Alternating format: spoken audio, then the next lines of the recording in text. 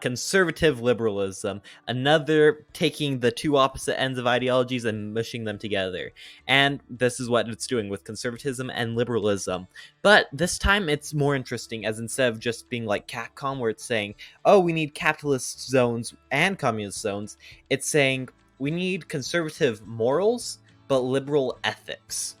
The best way of looking at this is from the conservative liberals' view of the welfare state, where, as Christ taught and how people interpreted during the progressive era, that you need someone to help the lower classes and the less fortunate. So they believe in a welfare state for the poorer classes and the lowest classes. And why not have this huge bureaucratic welfare state?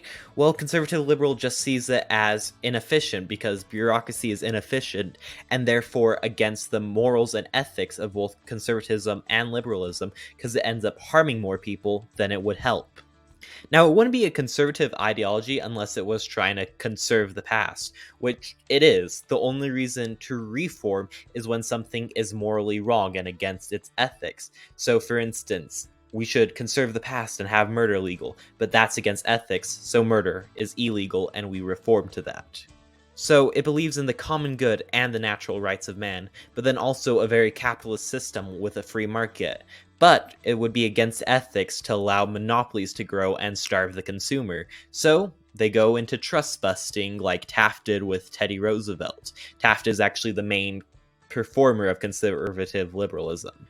The other part about conservative liberalism is they understand that both feudalism and colonialism is dead, and it's now about being able to create an empire by attacking another empire. And so to expand, which they are in favor of, you have to always be attacking someone else. But that doesn't necessarily mean they're warmongering. They're semi-pacifist. They'd prefer to work things out diplomatically, but they always have a strong military on the table to coerce. But they would rather help develop their country first, and then later expand their empire to get natural resources, for instance, if in the few cases they would allow imperialism.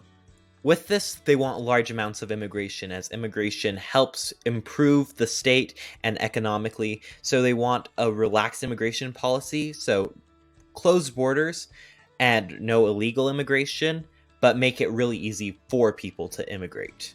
And that's conservative liberalism. But if you watch this far, allow me to do my first plug. Basically, school's starting again, and my parents want me to focus on that and want me to get a different job, which means I really won't be able to do YouTube unless I start making money from it, which is why I started a Patreon.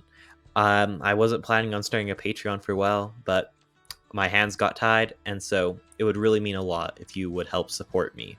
Whoa, after that plug, I'm sure you want to click the video on the left or on the right, or you can subscribe in the middle. Do whatever you like. Anyways, I'll see you tomorrow. Just kidding, I only upload weekly. Bye. Love y'all. I still have 5 seconds. That was an awkward way to end it. Don't